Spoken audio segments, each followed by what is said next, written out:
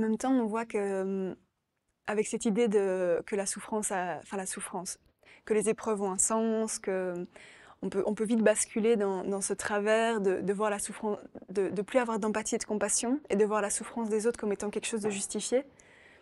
Et du coup, de se dire, bah, ils ont ça parce que c'est leur destinée, ce qui quelque part, humainement, éloigne de ce que peut vivre l'autre et empêche cette empathie, cette compassion et ce support des autres.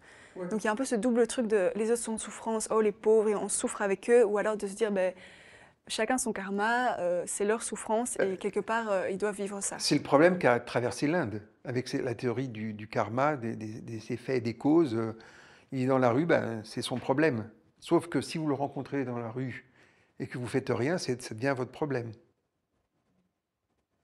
Parce que si quelque chose ou quelqu'un rentre dans votre vie, rentre dans votre environnement, vous êtes responsable, qu'on avait vu avec Ho'oponopono, à 100% de sa présence. Donc la manière dont on traite la chose, alors c'est mental, c'est-à-dire c'est comme font toutes les religions. Il y a un credo, s'il il est dans la c'est qu'il l'a mérité. Non, mais c'est quoi? C'est du jugement. Il n'y a pas de jugement, je l'ai dit, il n'y a pas de jugement. Si vous le rencontrez, c'est peut-être parce que vous devez faire quelque chose pour la personne. Mais on a vu que cette idée-là, elle était aussi, voilà, les gens sont un peu démunis de, ok, je dois faire, mais qu'est-ce que je dois faire, qu'est-ce que je peux faire? Et puis en même temps, comment moi je suis responsable des souffrances, des guerres, des viols, des meurtres, c'est très difficile à accepter.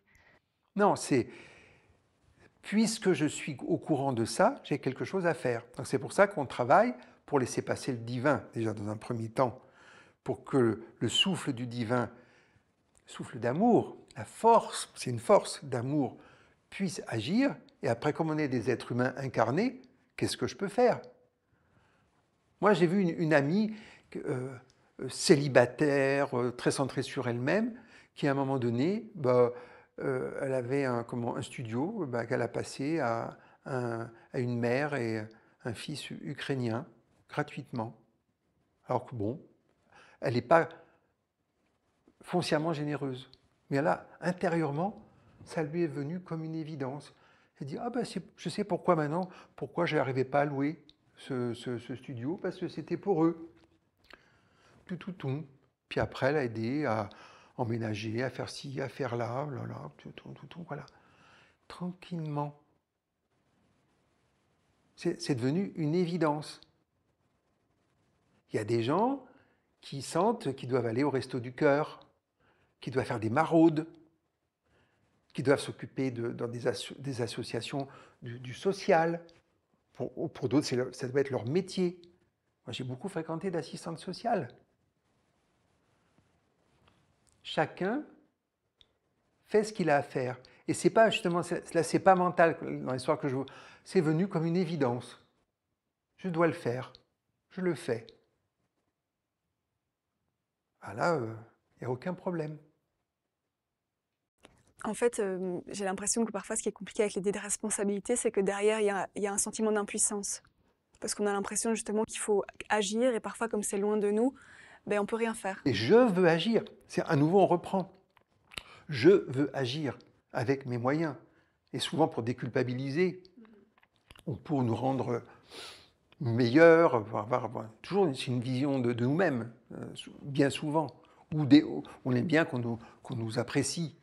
Non mais alors, pourquoi pas? Mais c'est ça la question. C'est toujours le mental discursif, donc le cerveau gauche, qui est là en train d'élaborer, de mettre de la raison, de l'organisation dans nos pensées, dans nos actions.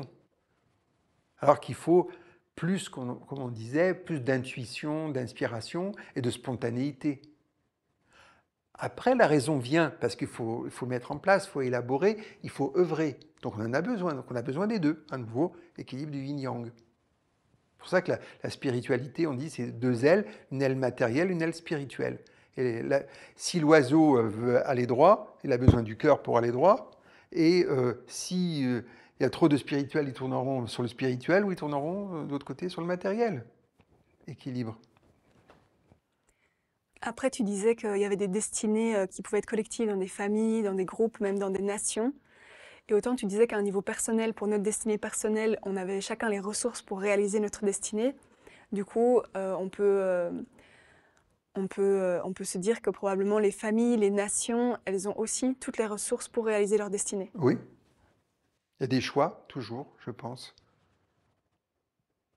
Mais je crois toujours, bah, là c'est une croyance, que le collectif dépend de la conscience la masse des individus. Donc il faut que chaque individu soit en conscience. À ce moment-là, il y a un seuil, je veux dire, et il y a une bascule qui peut s'opérer. Mais c'est vrai qu'actuellement, on a des sociétés qui sont très égocentriques. On en est là. Et c'est marrant parce qu'on aurait tendance à se dire justement que se dire moi je bosse sur moi pour aider le monde, ça paraît extrêmement égocentrique. Alors, tu pourrais dire ça bosse. C'est ça. Mhm. Parce que, honnêtement, je ne sais pas si tu as essayé ça. Il y a des fois, tu crois avoir tordu le cou à une tendance. Hein, et puis tu as l'impression que c'est comme un petit diablotin sur bling, à un moment donné, à une occasion, ça revient. Je dirais que quand on voit les limites, nos limites, ça invite à l'humilité, quoi. Parce qu'on ne maîtrise rien. Alors, déjà qu'on n'arrive pas à maîtriser ce qu'on est nous-mêmes, alors les autres, je suis désolé, pas non plus tellement. Donc c'est pour ça qu'on cherche à rentrer dans une autre dimension. C'est pour ça que je parle du maître intérieur, qui est dans ce deuxième niveau du cœur et qui va nous guider intérieurement.